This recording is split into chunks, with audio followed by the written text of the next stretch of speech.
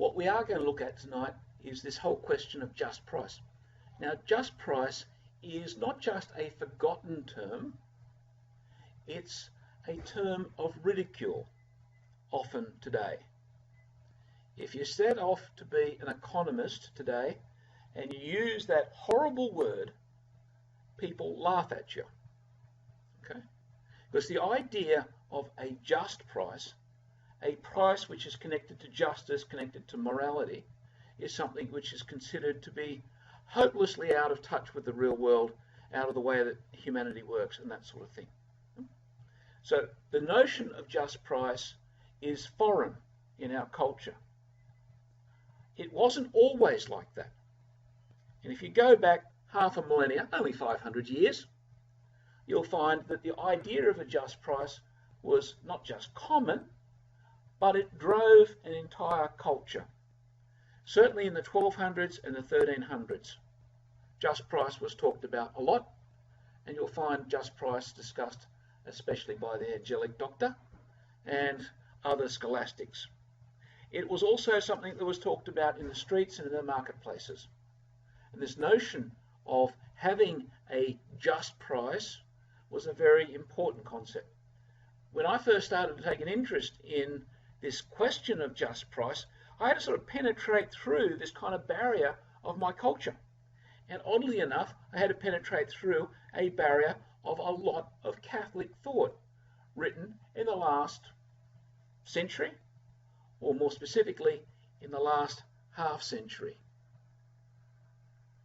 So just price is a bit of a dangerous thing to tell your friends about, okay? Even your Catholic friends. And I guess it and a couple of these other topics that we're dealing with are things which, if you like, changed my academic direction. It made me a medieval, I guess. And I remember I had a spiritual director at one stage.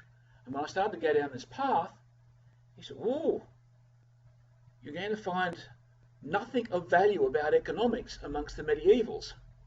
At that stage, I was just up to my ears in St. Thomas. And you only have to read about a dozen pages of St. Thomas, and you find these delightful concepts that appeal to common sense and explain an awful lot of what's right and wrong in various approaches to economics. And they talk about things like this just price. So there's this kind of watershed. What I want to do tonight is simply introduce the concept, and I want to look at it from the lens of our culture and ask some questions about it, but also apply a bit of common sense. Okay? So I won't be going into the medieval thinking, but I will be looking at it just from a common sense point of view, and also we're going to do a bit of economics. Okay? And in fact, we're going to do the most important bit of economics that there is. And for a while, again, when I was kind of really lively about this stuff, I used to ask my graduate students that would come along to do, courseworks, masters and things. And I'd say, "Did you do economics as an undergraduate?" And some of them would say yes. And I'd always ask them the same question. I'd say, "Well, what was the most important thing that you learned from economics?" And they always gave me the same answer. I'm going to tell you what that answer was as we go along tonight. So there's one really, really important thing. In fact, a lot of my students, when I did this little straw poll survey, told me that there was only one thing that really sort of they came away with from their economics that was useful, and that's what we're going to be looking at tonight, and that's why we're going to be using that as a window into this question of just price.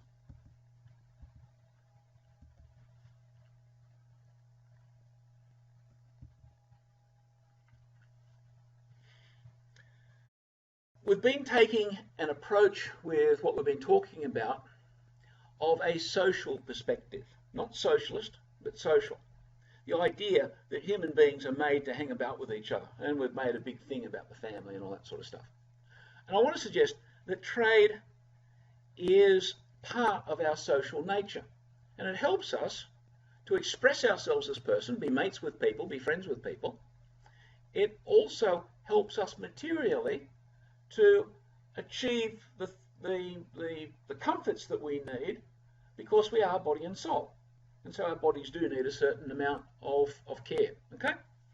So trade as exchange is a useful thing, And I'm talking about exchange of positive contributions, in that I can help you, you can help me, we're both better off. That's positive contributions. I'm giving you something useful, you're giving me something useful. Okay? There are other exchanges that we can have, or I can come along and say, I'm going to punch you in the nose if you don't, give me your shoes. Right? That's an exchange, not necessarily so positive. You might punch me back, and so we have an exchange, we have like a social relationship. Marx kind of said that that's the way that society all worked. Right? Conflict, okay? Not positive. Okay. One way or another, when we do exchange material things, I give you the shoes I make, you give me the food that you prepare or what have you. We've got the question of price. And this is going to be the first thing we're going to be looking at.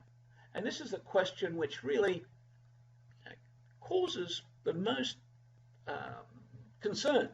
In fact, you could say that economics is largely about the question of price, question of value. Now, you may not think that because economists are often talking about inflation and da-da-da-da-da and employment and all sorts of other things. But ultimately, they're talking about the prices of those things. And in economics, a lot of the doings has to do with working out the right price. And so we're all in that activity. So if we're thinking about just price, that's certainly something that an economist can say, yeah, I'm trying to work out the correct price. He wouldn't say just price necessarily. One way or another, price has to be some relative kind of weighting of these positive goods, positive contributions that we make to each other in exchange. We have to accept that people are both producers and consumers. And that's kind of part of our, we could be all consumers. I could just kind of sit back, feed me, clothe me, right? And if I've got some kind of power, maybe you might have to do that. Or I could be a slave and I could be just producing and not really consuming a great deal. But by and large, in an ordered society, in a real society where people are actually treating each other with some kind of human dignity, we're going to be both those characters. Right? So we're going to look at that as we go along. The first person to really look at this question was, well, in a systematic way that we know about, was Aristotle. Aristotle, in actually a few places, there are two books of Aristotle's that are really worth getting to know, and they're very simple. They're simply called his Politics and his Ethics, Nicomachean Ethics, and they're both quite readable. And in those, you'll find lots of references to economic things. But a really important concept that Aristotle gives us is this notion, especially of natural exchange. And this is really the first systematic treatise on the fundamentals of economics that we have, to the extent that we can really say that Aristotle, as much as he was a philosopher, also gave us, if you like, the bones of economics. And you probably notice I come back to him from time to time. I think he dealt with the four fundamental principles that you need to put into any economic solution. And they have to do, last week we looked at property, this week we're looking at price, we're going to talk about money later on, and after all we're going to be looking at the question of what to do with all the extra wealth that we've got lying around. So the four principles. But Aristotle's work on property last week we saw was that unusual thing, that idea of a dual theory of property, which was inherited by the Catholic Church and other people. This week we're going to be looking at Aristotle's thinking about price. And here he's talking about exchange, and particularly this notion of natural versus unnatural exchange. One of the really unusual things about Aristotle's theory of exchange is that while it was adopted by the medieval world, people like St. Thomas and St. Bonaventure, it was largely thrown out by people with names like Luther and Calvin. And today it's totally unknown, even amongst Catholic circles. And along with that, this idea of natural and unnatural exchange kind of died along with, these other ideas. So Aristotle was not very popular in a Protestant-focused kind of world. So the Protestant religions have a very different notion of the morality that you come across in the marketplace to the Catholic view. And we can ask ourselves, Well, we don't have to ask ourselves about the question of which one's Christian. I think the answer should be pretty obvious. We're going to get on to state regulation and so on later on. That's kind of going to haunt us all the way through. Before we get to that, I want us to think about some very basic mechanics, if you like, to this economic activity. And the very basic works like this. If I'm hungry, I need to get something to eat, right? And that requires work. It's very seldom that you can sit still, open your mouth, and food kind of falls into it. Right? Any effort that you make means that there's work that you have to do. I might have to walk into the backyard and, I don't know, pick a cob of corn or something. Or bring in the cat and cook it or something. I have to do some work. Now, what that means is that there's a combination of labour, which is my effort or somebody else's effort to go out and get the cob of corn or the cat or whatever it is. And then there's the stuff of, the food, right, which is the cob of corn growing out there in nature. Right? Now, that has come down to us as two distinct what's called factors of production. And those two factors are labour, my effort to go out and bring in the cob of corn, and the natural thing as it exists. Let's imagine I'm not going out to the backyard where I have a crop planted, but I'm merely wandering through the wilderness plucking fruit. Okay, that just grows there. Okay? Nobody is growing the fruit, it just happens to be there. And to a certain extent, even when a farmer grows a crop of corn, a fair bit of what's happening is not the farmer's work. The farmer might systematically put the seeds in. That's fantastic. But most of the growing is done because of the seeds themselves, isn't it? And the water that falls out of the sky and the sun and all that sort of carry on. Most of what's in our food actually comes to us without human labour, even though it's enhanced by human labour. Right? We maybe multiply the amount of corn that we get by using clever human labour, using machines and all that sort of carry on. Yeah?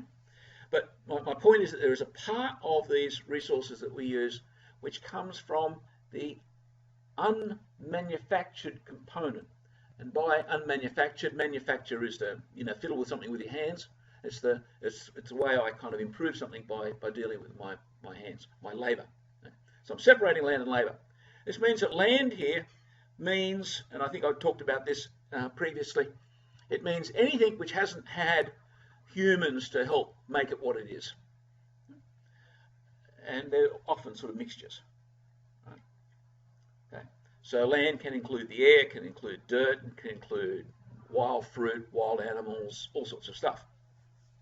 The other thing that I'll often use, while it's fundamentally a combination of the unproduced things, the unmanufactured things, plus human labour, there's also the wonderful thing that humans are able to do, which is use tools. And so if I want to grow the corn, I can get a lot more corn to grow by using a plough and using a whole lot of other stuff, maybe using fertilisers. And all of those places, what I'm doing, I spend a bit of time to make a plough. So that's a combination of maybe going out and finding some sticks and stones or whatever I do to make my plough. So I get a bit of raw materials or resources, whatever they are. Human labour, make my plough. And then my plough then multiplies the amount of corn that I'm able to produce. Because I've spent my effort making something which is not for me to eat or wear or whatever, but it helps me to produce things in the future, I refer to that type of thing, my plough, as capital. And maybe later on we might go a bit further into what is and is not capital. But land, labour and capital are these three classical factors of production. You know? Capital tends to multiply the efficiency of labour as applied to land. You know? And all of those go together to make the products that we want, whether it's the food I eat, the clothes I wear, the shelter that I kind of live in, or anything else that appeals to me. Paintings on the walls, all that sort of stuff. Okay. Here's an initial question, and this is the question that kind of goes to the heart of economics. It's not the part that I want to talk about as the really big issue. But the question is, what's the balance between who gets paid how much? We talked about that a little bit last week. Remember I said, you know, if I rent somebody a farm, how much rent do I charge? Well, really, that's the juggle in there, isn't it? What's the balance in there between the benefit of the production distributed between the factors of production? Okay? That's a bit of a puzzle, because how much land is equal to a unit of labour? What are the units we're going to use? These are puzzles. I can talk about the relationship, you say, between my strength and your strength, or my smartness, or somebody else's smartness and somebody else's smartness. Okay, so we can kind of relate those sort of things. But you see the problem? Land, totally different stuff. Okay, that's the first big question. And then we get the third question in there. If we're distributing between land and labour, then we've also got distribution to capital. And we've got a whole economic system, popularly known as capitalism, which a lot of people say it's extremely hard to define, but just as an approximate starting point, it would be an economic system where it's this one, the capital, that tends to be the factor of production which is in control. And JP2, when he was writing Social Encyclicals, was saying, no, that's not a very good idea. It actually should be labour that should be in control. Now, a lot of the very conservative Catholics were then sort of saying, oh, JP2 is a socialist, and you know, we thought he didn't like the communists, but in fact he is one, all that sort of stuff, because he thinks labour should be top of the tree. We all know it should be capital, because it sort of works so well, that sort of stuff. And there's a question that we're going to have to come back to. Okay? Land, labour and capital, how do we distribute the rewards of the production between them? One way or another, there should be some form of equity. This has a lovely classical title. It's the question of distributive justice. So distributive justice is, how much rent do I charge? Okay. Or how much should I pay for the plough? Or should the plough be something which takes a regular, permanent, and perhaps even growing percentage of my crop each year? So these are questions which are very practical questions in economics today. And so we're going to have to look at this question of distributive justice. And again, back in St. Thomas's day, the question of distributive justice, most people say, oh yeah, I know what you're talking about with that. Very, very important. Our industrial relations is really a question of distributive justice. It hasn't gone away, just that we've forgotten how to really focus on it to solve the problem. There's another aspect though, and that is, if I produce something, I might be a farmer or a factory owner or what have you, how do I ensure justice between the balance of the value of the thing produced and what the consumer pays for it? This is a question which occupied Marx's mind a fair bit, and he came up with a very unusual solution to it.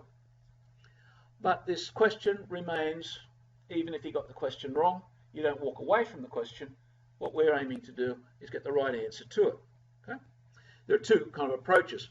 Marx would say that, you know, it's a massive problem, we ought to, you know, destroy the system and have a worker revolution. The other side, the liberal side, would say there's no problem there, don't worry about it, it'll fix itself. Okay? So they're really kind of the two poles. Both of them ignore the opportunity for moral deliberation over the question of justice with respect to this transfer of price from, you know, the production system over to the consumer. So we'll come back to commutative justice later on. Or maybe not that far later on. I'm going to get us to think about the question of price by kind of constructing the idea of value. I want us to spend a little bit of time thinking about this question of value. We use the word value all the time. Something is valuable to me. I value my Australian citizenship. I also value the lawnmower, maybe in different ways. And when I go down to Bunnings to buy myself a new lawnmower, I have to ask myself the question, is the I don't know, $300, $500, whatever a lawnmower costs, is it worth it to me? Is it good value to me? Okay. So this is the notion that we have to start with. And to a certain extent, I go down to the hardware store to buy my lawnmower or a new lawnmower only when I consider that it will be valuable to me to have a lawnmower or a bottle of wine or a new pair of boots or whatever it is. So we need to ask ourselves, what's this question of value? I think we skipped over the idea of goods a little while ago. And I'll just come back to it because value has a lot to do with goods. I would say that a good thing is something that enhances my life. I could distinguish goods into physical goods, perhaps intellectual goods, moral goods. And so justice and peace might be moral goods. A full tummy is a physical good. A lawnmower is a physical good. It's a lot easier than going out with a pair of tweezers or something to go and cut the grass. Yeah. And we can sort of talk about these other types of goods. So a good is a concept which is important because it's a measure that we use to evaluate a thing's contribution to the quality of our life. Here we are, body and soul and all the rest of it. Often we'll be looking at our material body. Value is a measure of goodness. So I've got a good lawnmower, starts first time, cuts the grass really well. I've got a nice big, whatever else you want for a lawnmower, big grass catcher. That's a good lawnmower. Might have a seat on the back so I don't have to stand up. That's a very good lawnmower. It's got great value to me. We could say that value is the usefulness to the user. To a certain extent, it's a property of the consumer. Now, last week we were talking about properties. And we're talking about the idea that a property is something that I have to be in order to be myself. So, is the lawnmower a good lawnmower? Or is my appreciation of it, the thing which it will do for me, the thing which is good? The thing which makes it valuable? In a very real sense, my selection of my lawnmower will very much depend on my situation. My brother has got a lawnmower. He might think it's a lot better than mine. You can sit on it. Yeah. I don't think it's a very good lawnmower because you've probably seen my lawn out there. By the time I started his lawnmower, I'd had the job done. The thing is really big and it uses a lot of petrol and it's very expensive, Right? So a good lawnmower for me is a little thing which I can hide down the side of the house. It's fairly lightweight because I've got a wild bit of topography out there. Yeah. But for him, I think he's got 15 acres. My lawnmower is not good at all. Very low value. And we can apply that to many other things as well. I don't like the idea of beauty is in the eye of the beholder, but there is something in my needs which is in me, which I then project out into the way that I evaluate the things that are around me. Yeah. So we have to kind of do a little bit of battle with that. I don't want to take that too far. I think we can accept, though, that value is really measured in terms of usefulness to me. There are things which, if I was deaf, a couple of tickets to the opera wouldn't really do me a lot of good. They'd have no value to me. But for a lot of other people, they'd be really, really delightful. Okay. So it's a property of the consumer. It's a benefit. It contributes to the quality of my life. To a certain extent, value is what I call a positive concept. If I think of something as valuable, I think, whoa, isn't that wonderful? I've got a valuable bottle of wine. Why is it valuable? It has this sort of nice, good kind of connotation to it.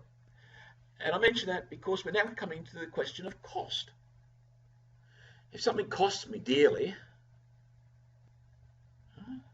negative concept. The lawnmower cost me $1,000 because it sort of ran over the dog and I had to take it to the vet or something. because it's a ride-on mower or something, and I couldn't stop it. It's a costly thing to have. Might be, have certain benefits. You see the notion of cost? Now, if cost and value are kind of balanced, I don't worry too much. Right? If I get myself a BMW motor car or something, it's nice, brand new, and that's wonderful, and it has value to me because I just feel wonderful showing myself off as I drive down the road and all that. And it's cost me, I don't know, $80,000 or something, and it's kind of costly. And it's kind of balanced. I'm happy. But I'd really prefer to have something which is valuable but cheap compared to something which is costly and not very valuable. Right? Getting your teeth fixed, for instance. Very costly sometimes. Certainly not a pleasant experience. It is kind of valuable to you, but hey, I don't notice my teeth most of the time. So I take them for granted, so I don't really value them much. I only value them when they start to ache. And there are a lot of things like that. So what's cost? I would say cost, though, apart from being a negative concept, is really the difficulty of acquiring something. The cost of getting my teeth fixed is how much I have to pay the dentist. The cost of having that fancy lawnmower that's run over the dog is the difficulty, the inconvenience of having the thing. Right? Now, largely in economics, the inconvenience of having something is the inconvenience of bringing it to me. And so the cost of something is usually in terms of the land, labour and capital that you have to put into action in order to get the stuff that I want. So if I want a nice baked dinner, I'm going to have to get farmers and who knows what else to make all the bits and pieces that go into that lovely, valuable thing. There's a cost in there. Generally, I will only accept something if its value to me is greater than its cost. We talk about cost-benefit analysis. Right? It's fairly straightforward.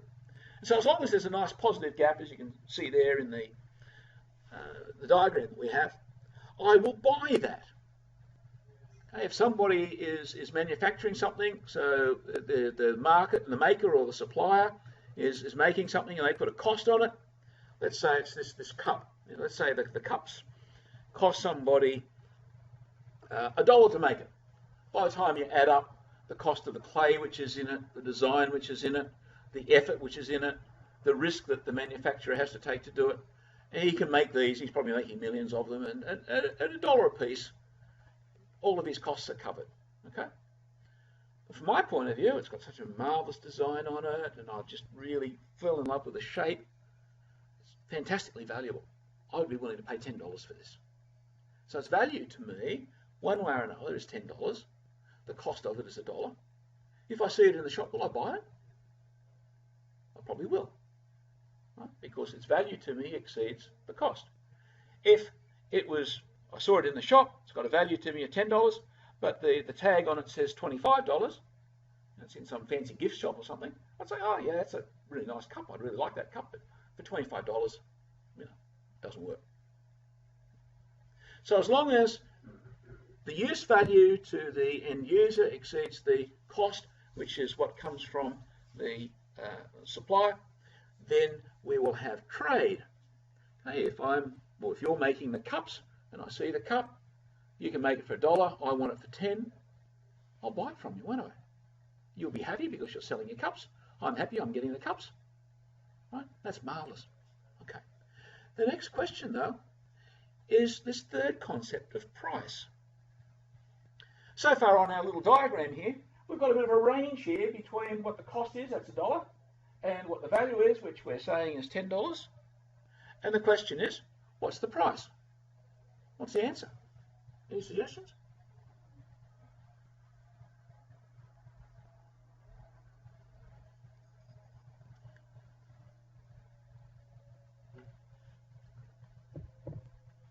Within the net value in currency, or both the salary and the cost of the product. Yeah, could be. Plus more potential profit. Okay, I'll tell you what, will the price be $12? No. Right? Because it won't be more than my use value. I'll be so, well, nice cup, but it's not worth it. Right? Will the price be 50 cents? No. So now it's going to be between 1 and 10. The point is, oddly enough, there's no answer to that. Now we're getting close to this key concept in economics that is very, very, very important. Okay? Because we don't have an answer there. We need to think through a little bit more. We've seen that we've got these two limits, if you like, the upper limit and the lower limit, but we really don't have resolution of it. These are kind of important ideas. Let's flesh that out a little bit. Let's look at an example of what happens when we get close to the limits.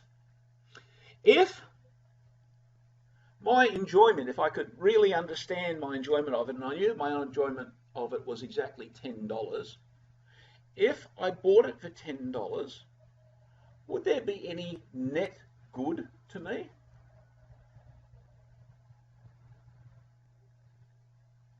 I've got $10 of enjoyment, I've paid $10 for it. In a sense, am I better off for having the cup or not having it? Now, our thinking, it sort of confuses us in our culture, but the answer actually is no. Because in acquiring the cup, I've given away all of its benefit. I'm getting $10 worth of benefit from the sheer delight of having the thing, but I've given away that $10 of delight. Okay? So in a sense, up here is exploitation. Let's look at a more extreme example. I'm, go out with Justin and we go hunting out in the bush. In fact, we go to the other side of the Berg and we're out in the Never Never, going across the Nullarbor Plain or somewhere, and the truck breaks down. Yeah. And out there, you tend to get a bit thirsty. Sun shines down, it's very hot, and we run out of, I don't know, brake fluid to drink or whatever else there is. And someone comes along and they say, hello, you look a bit thirsty. I've got a glass of water here. What's it worth to you? A lot of value. Right? We're getting very thirsty by this stage. The buzzards, or they don't have buzzards in Australia, but the goannas or whatever it is that sort of eats people when they die, is out there. It's sort of just circling around, or the witchetty grubs, whatever they do. Right? They're all sort of closing in. Right? And I'm thinking, whoa, that glass of water looks mighty, mighty attractive. In fact, that looks really, really valuable. And the person says, well, I'll give it to you for $10,000. I say, yeah, cheap. $50,000? Cheap. I'd like to live. I'll sell him a house. Because selling him a house is a lot better than dying. Get the idea? Now, in that case, the price is being set pretty close to this upper limit. In fact, I don't even know what the upper limit is, because the upper limit is my life, and I reckon I kind of, there's not much I would hold back from in order to do that. The cost, I don't know, it might cost 20 cents for somebody just happened to be driving past in his four-wheel drive, having a bit of a trip, and he's got the esky going, and he's going to give me a glass of water. Cost, not that high. Would I think that would be a honourable way to do trade? What's a word that we might use for describing that situation? Exploitation. Yeah. Now, you don't really have to be an economist to work that one out, I don't think. Okay? But it's a very simple place where when the price of something gets close to the upper limit of value, the usefulness to the consumer, we get exploitation. When we get closer down here to the lower limit, what happens? Well, the lower limit, first of all, we have to nuance this a little bit by looking at what we're talking about with cost. And we're going to be talking about introducing the idea of normal cost, which we might look at in a bit more detail as we go along. But for now, we'll just say the costs here include all of the costs in order to make the cup and earn an income for the manufacturer's family, and all of the risks that might be included. Okay, all the costs involved. Right? Not to make an absurd amount of profit so they can live like a king, but just enough so that they can live appropriate for their station in society. Okay, so cost is not, I've kind of bought this thing from eBay for $1. I'm selling it to you for eBay. Selling it to you for $1. right? Because then I'd be making no profit and I would go out of business, right? And I wouldn't be able to feed my family. I need to do that, especially if all I do all day is trade cups. So I need to have a little bit of a margin in there to earn what's called a normal income. And so cost, okay, by the way I'm defining, and I think you can see where I'm going here, that if I sell it for that dollar, and the dollar does enable me as the seller to make a comfortable income, right? And in fact, I'm not worse off. In fact, I live comfortably selling it at that dollar. And you certainly do nicely, assuming that I'm selling it to you. You would be prepared to pay the $10 for it, but hey, you would like to pay a dollar. $1's better than $10 when you're shelling out.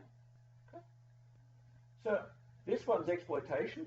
Up the top is exploitation. Down the bottom, actually everybody's happy. I've got a nice, stable kind of business. You've got a cup which, leaves you with $9 worth of pleasure.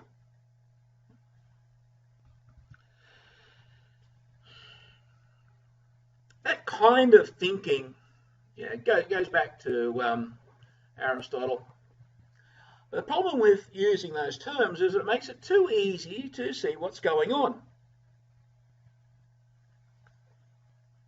Adam Smith came along, our Enlightenment economist, father of classical economics, father of modern economics, came along and he gave us some different terms which helped, I think, ultimately not to inform the question, but in fact to obscure it.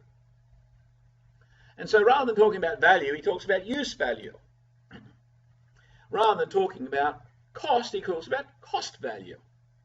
And instead of talking about price, he talks about market value. And today we tend to use that term just about everything. What's the value of such and such? What's the market value? If we go down the street and buy ourselves a cup, we'll see it in the shop, we would say, well, what's the market value of cups? Well, what we're actually saying is what's the price of cups? My line of business in property valuation. In America, at least, they don't call property valuers valuers the way they do in Australia. They call them appraisers because they're appraising price. They're guessing price. Australia, we use the British tradition, which comes from the Adam Smith tradition, of calling everything value, and we've got ourselves in a dreadful muddle as a result. And so we've got use value, cost value, market value comes from the Enlightenment, and as I say, it doesn't really help clarify the question. I'd like to continue using value, cost and price as we go through looking at this. Now, we've already talked about normal cost here, and that's pretty much just defining what we mean by that term. And so we won't waste time going through any further. We've also looked at the question of exploitation and the idea of an ideal price. Now, in general, though, while we can understand conceptually that the further up the value column we go, the more and more exploitation is built into it, it's not always practically possible to sell everything at its normal cost of production. It's for a whole lot of reasons. And so, in practice, we tend to find that price tends to hover somewhere in the middle there. It might be $2 for a cup, might be $5, all that sort of stuff. That gap between the actual price and the normal cost, the green panel, is what's called economic rent. And so if I buy the cup for, let's say, $5, I'm happy because I would have been prepared to pay 10 for it, and at 10 I'd just buy it because I really need it, but I'm not really that pleased when I get home, right? At $1 I'd be ecstatic. At $5, yeah, it's fine, it's worth it. Yeah? So I'm kind of happy, I'm not complaining, I'm not going to go to the government or beat up on somebody. Okay. And the manufacturer, he could afford to run his business quite happily on $1, has got 5, so he's definitely ecstatic. And that gap, that other $4, is called economic rent in our world. In general, we find that most prices have some level of economic rent in them. And the trick when you're a manufacturer is to maximize your economic rent without the community kind of rebelling and getting the government to, do something to you. Now, we've got the question of how do we justify big economic rents? And the manufacturers would like to maximize the economic rents, whereas they know that just from common sense, what we'll be looking at this afternoon or this evening, economic rents are in fact a bit of a bad deal because they get people to pay more than they really should and more than is ideal. And so to understand this mechanism, we have got this very, very important concept in economics, and this is the biggie. When I ask my students, what was it from your economic studies that you found most useful in practice and most practical and all the rest of it? They say supply and demand, the theory of the market. It answers all. And in fact, so much of economic conclusions, regardless of whether we're talking about unemployment or what to do with taxation or something, ultimately comes down to these little crisscross diagrams of the market, supply and demand. Now, there's a lot to this, and I'll really only be kind of introducing it tonight, but I just want to kind of go through the way that the market theory is supposed to work. We've got this crisscross of supply and demand, and you've all seen it. And generally, when we've got these crisscross lines, there's the assumption that when you get a price which kind of is in the middle there, right, demand is the line that comes from the buyer, supply is the line that comes from the seller, and somehow when they agree, which is that intersection point, happy. Take that a little bit further.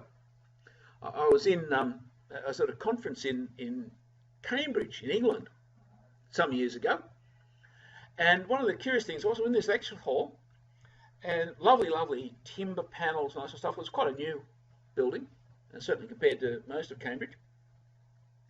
And they had these glass panels in these doors going into the lecture theatre, and etched into the glass of these doors into this auspicious lecture hall was this diagram, the supply and demand of the market. I thought, whoa, this is really important. I'm on hallowed ground here. It's really, really important. How's it supposed to work?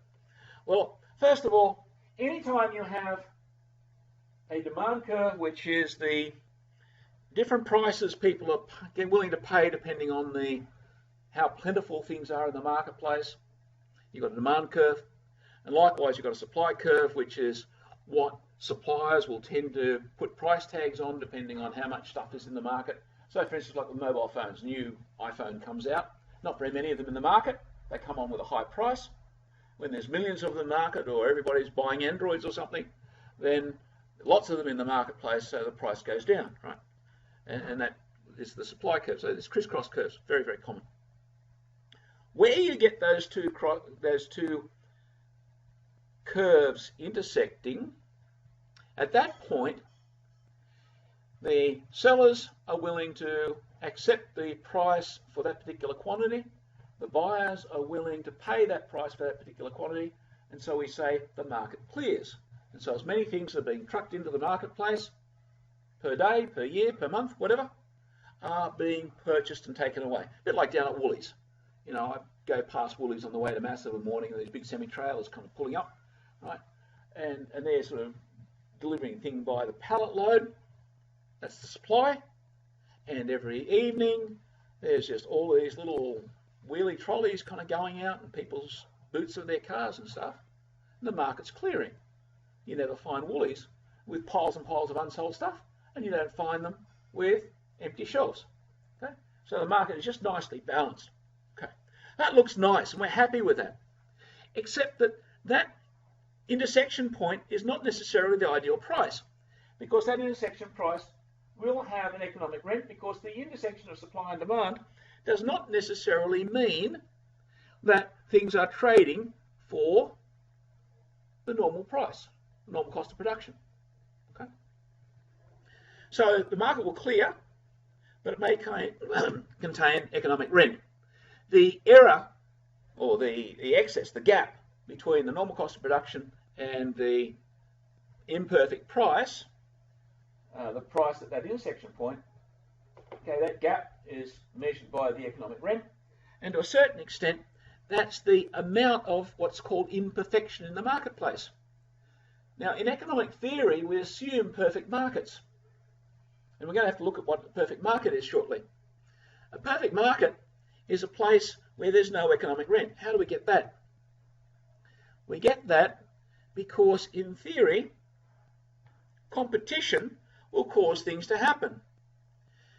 If you start off with an imperfect price and lots of economic rent, that will mean that other suppliers will come along and they'll say, oh, there's a lot of money to be made here.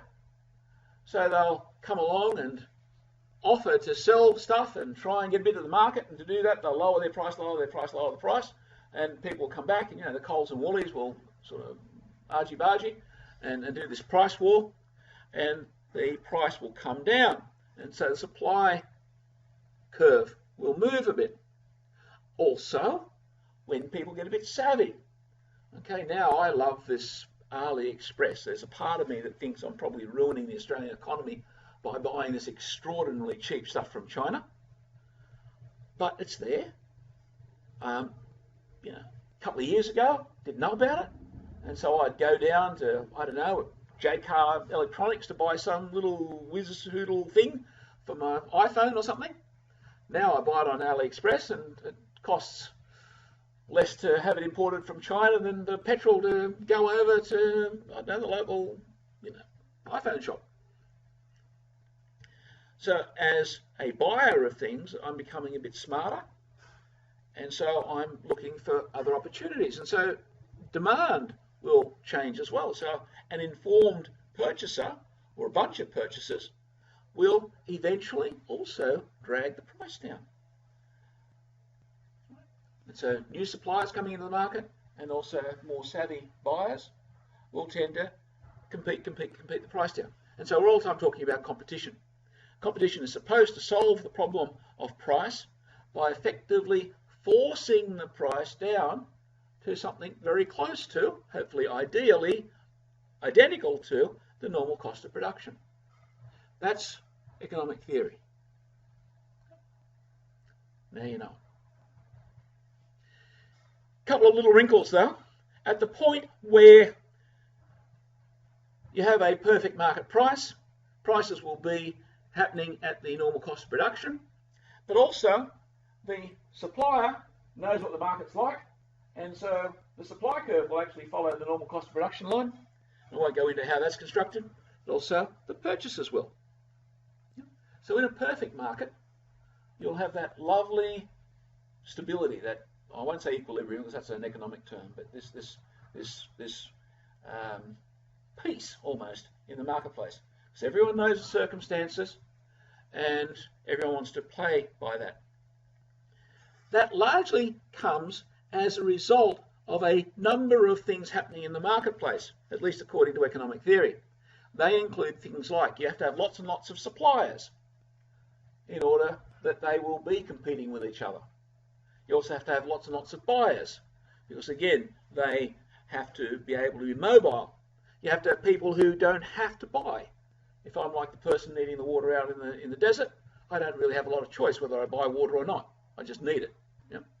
And so there's this assumption that nobody actually needs anything.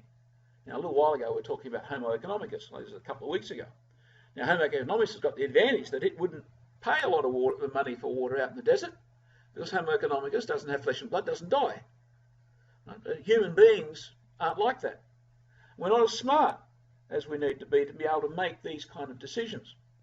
We're not smart, we're not mobile, we're not indifferent, there aren't enough of us, and in practice we often find that one side of the supply or demand equation is bigger and stronger than the other, and so you don't have the balance. So for lots and lots of reasons, we actually never get to this effect. Okay? Economics is all on the assumption that we get down to this price, and then we can believe economic theory, because whatever economic theory predicts once you got at that price will actually give you good economic policy. However, if it's not happening, if you have any of these imperfections, you have real people rather than Homo economicus, you have imbalance in the numbers of people or their indifference or what have you, you won't have a perfect market. But a perfect market does have the advantage that it will force prices to be at that optimum.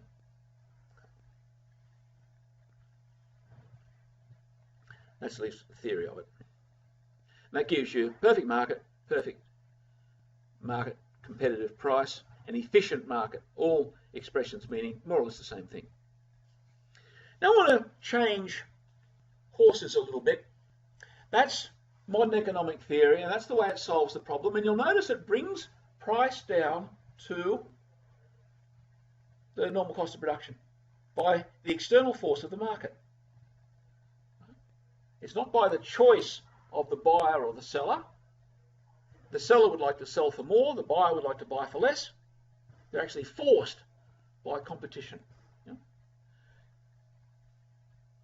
Just one little aside. If somebody is forced to do something, is the thing that they do, therefore, an exercise of their own moral action?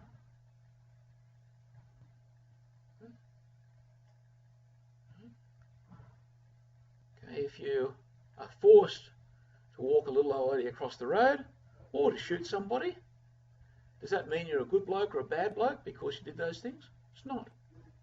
So in a curious sense, the market that we've been looking at actually has no morals to it, because the actors inside it are not acting morally, even if they do good things or bad things or whatever they do, because the market forces are actually on their back forcing them.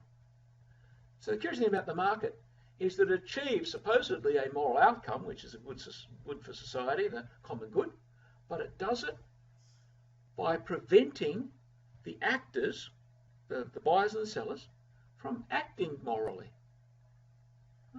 Nobody in a perfect market acts morally. It's actually based on the assumption that people can't do it anyway. Okay, I want to now jump away from all that. I want to go back to Aristotle. Aristotle believed that people could make moral decisions, I think.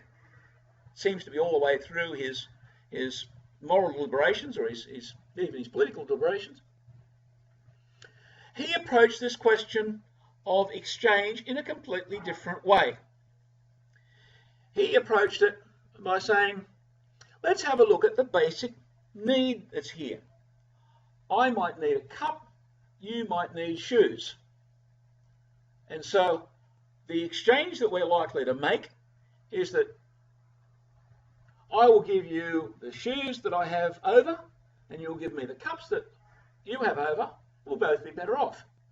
Okay? And he introduced this delightfully simple, almost quaint notion of equality. And you'll find that equality is a really big thing in the ancient philosophers. Plato uses it a lot. It sort of lurks behind Aristotle a lot. He's not saying how you do equality just yet, but certainly this notion of equality is really important. And so the idea is, if you give me cups that equal shoes, we're both happy, and if you like, there's a balance there, a moral balance. If there's inequality, then there is something kind of going wrong with that exchange. One of us is exploiting the other. Okay, so if I give you, what am I giving you? I'm giving you shoes, and I give you only half as many shoes as the cup is worth, I'm stealing from you. That's kind of fairly easy to understand, isn't it? Yeah. So we'd have this balance. And so basic exchange, which is a social thing, helps us, all that stuff, is based on equality.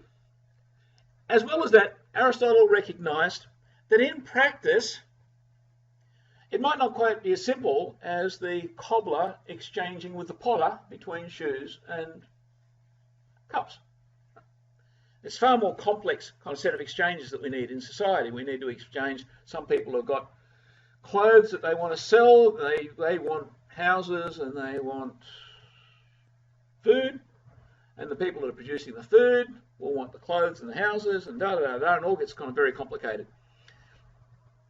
And so we need some intermediary in there to be able to mediate this exchange of commodities, especially when you've got to do intermediate exchanges to go and get what you really want. But it's all based on equality. Aristotle said that the medium of exchange that we use is money.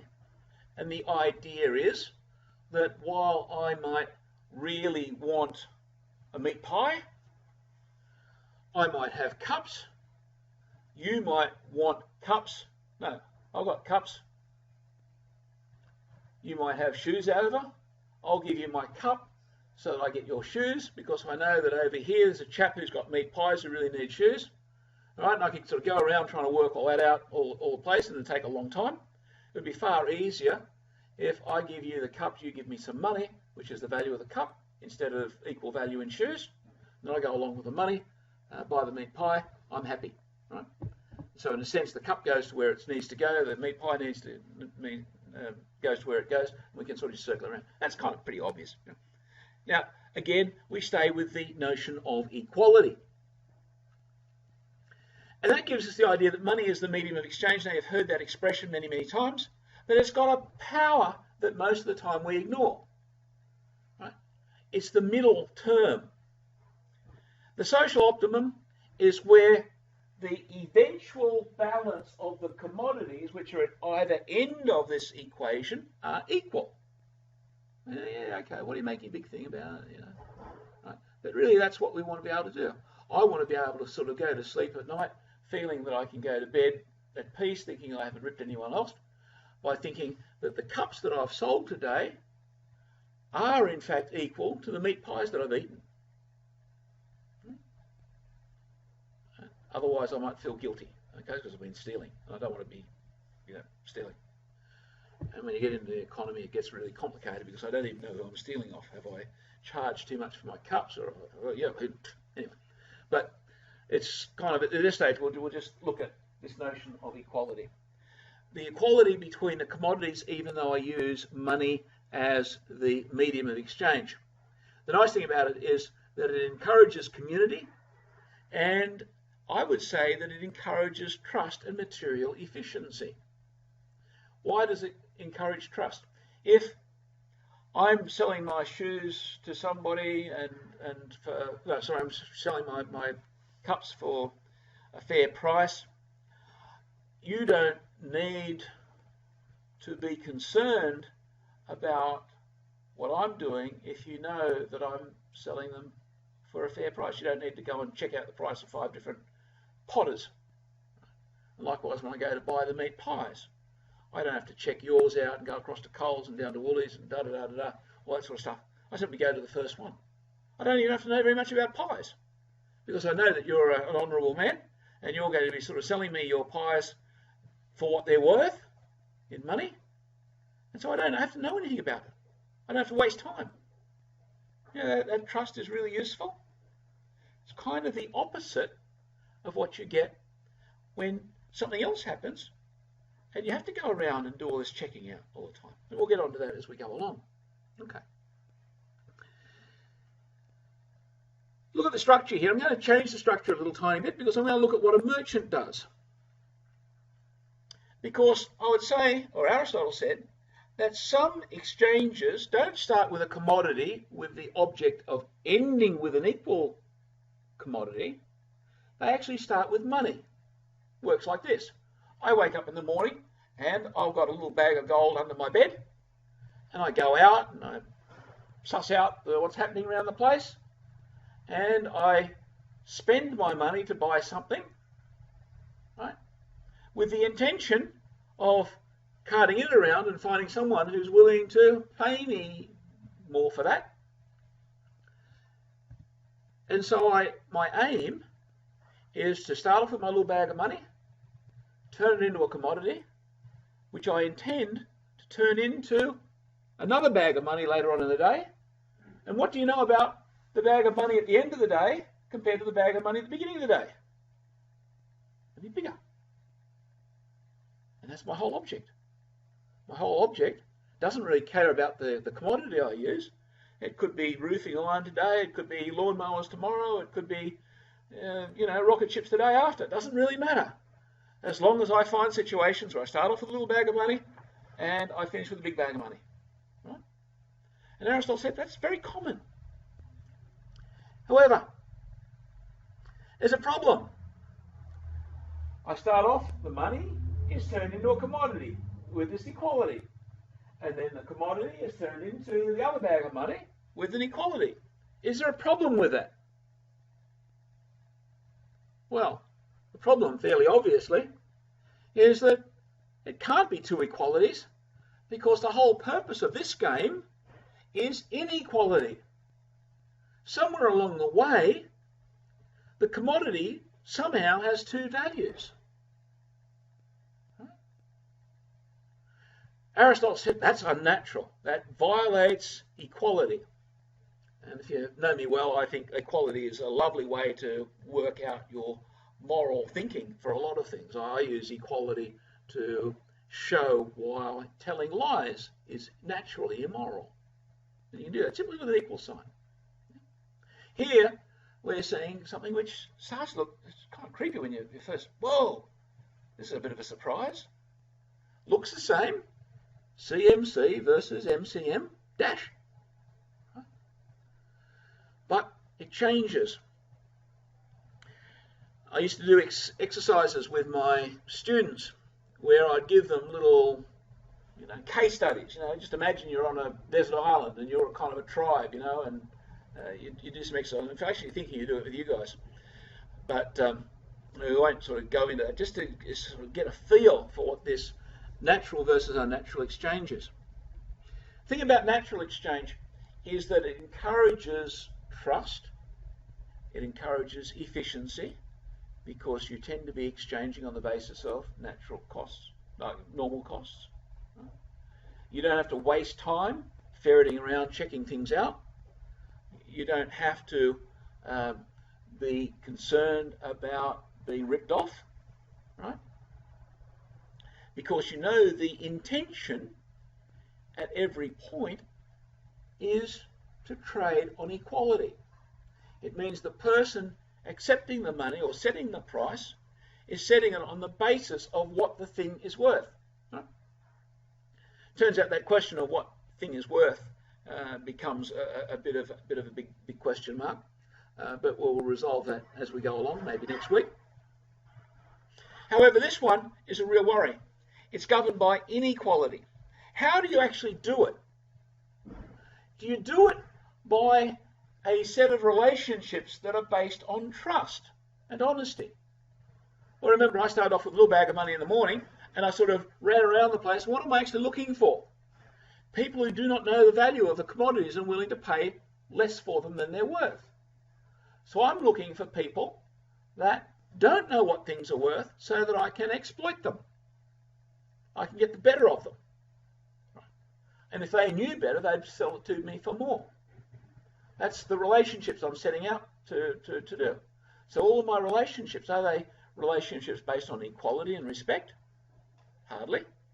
And when I get my commodity and I turn it back into the big bag at the end of the day, again, what am I looking at doing? Some dummy who is willing to pay more for stuff than it's really worth. I've got a friend who is he's an advisor for agricultural industries. He specialises in beef cattle up in Queensland. And he talks about what he calls the bigger fool theory. And he reckons that beef cattle properties up in Queensland right now are vastly overvalued. And he says the only reason that it works is that because people come in who are a bit foolish and pay too much for their cattle property. They work it for a few years, lose a lot of money, sometimes they go bankrupt, but they hope they can find a bigger fool to go and sell their property to when they leave. And if you can find a bigger fool, in other words, they sell the property for more than they bought it for, they get out and they haven't been skinned too seriously, right? There's this bigger fool theory, right? You're actually looking to exploit the next bloke. Now, when you think about that, the social relations are very, very unusual. They're very different. No longer are you meeting somebody, so you can look at them in the eye. Right? You have to practice being able to look them in the eye while you're lying to them. Right? Is that social? Is that the way that, the Father, Son, and Holy Ghost relate in the Trinity? Hardly. It's something you have to cringe from. This is getting us close to this notion of just price. It's curious that these days we have a different emphasis in what people do when they go to university and study. In the olden days, when I was a boy, people tended to go to university to study science, engineering, maybe liberal arts, all because they wanted to do good things and do good things for society, and they had this naive trust that by doing all this good stuff, they would live comfortably and be able to care for their families. Because they had this naive idea that the world worked in terms of natural exchange, where if you did really well for yourself and maybe invented a better mousetrap or became better at teaching English literature or whatever it was, the community would pay you the right kind of fair price for what you contributed to the community, and the whole world would go along. And there's that sort of naive confidence in that trust of a community kind of relationship. Okay. What occupies most people's thinking when they're considering what university course to do today? You find a lot of people doing engineering today, liberal arts, the sciences. How's that compare to business studies? Huh? What's business studies all about? Let's go through some aspects of it. Let's look at public relations. Public relations, and by the way, that's a polite term for advertising, was started by a chap by the name of Edward Bernays. He was a nephew of Sigmund Freud, the notable so-called psychiatrist. Freud, for my sins, I had to study him in great detail for a while. He was a rogue. Bernays wasn't far behind him, and basically public relations is a way of hoodwinking people, getting them to believe stuff which is not true in order to make money out of them. And that occupies a lot of people's attention because you think, well, if I'm more effective at this advertising business, then my business will do well. I'll get a nice big pay rise, everything's happy. It's all based on unnatural exchange, because that first bullet point is all about looking for the bigger fool. And in fact, cultivating the bigger fool by getting people to think when they go out to buy a toothbrush, they simply don't buy something which cleans their teeth. They buy something which has got a picture of, I don't know, a film star on it or something. Or when you're a kid, it'll be, whatever. So you pay more for the toothbrush than what the thing's really worth. And you want to be seen wearing the right brand of shoes or having the right smelly stuff under your arms or something, right? And you're made to feel as though you're a second-rate person if you don't have it. And you're all the time aiming, like doing public relations, of creating this illusion of happiness, or actually an illusion of unhappiness, in the community in order to make money out of them, in order to exploit them. It occupies an awful lot of people's smarts these days. The object is fostering unnatural demand and then charging the customers for the benefit of using it. Okay? And you can read the rest of that. It's seldom organised towards true information. And I find, and now my university is all talking about their brand. I think, whoa, this is weird. Right? We're not talking about the quality of what we're doing. We're talking about how popular we can project ourselves. We're creating an illusion, which is something that Machiavelli would be quite proud of, but in a sense is quite inhuman. It all comes down to having a community which is focusing more and more on unnatural exchange rather than natural exchange. And so we're turning into a community which celebrates exploitation rather than, say, the earlier, what people were doing just after the Second World War, where people were going to universities and TAFEs and so on to learn to become engineers and scientists. Okay, so there's that change of emphasis. So you can see that this little change between natural and unnatural exchange goes back to Aristotle, has tremendous effects on far more than simply what I sell my cup to you for. It changes the whole character of your culture, because your best and brightest are no longer becoming scientists, they're becoming confidence men. Okay. And I think we've talked about that kind of change. You see, and if you look, you can see that in history, like in our history, in living history. We've seen that change. I think it's actually been coming through our culture now for the last 500 years, and I would like to suggest that the rot started with the beginning of modernity.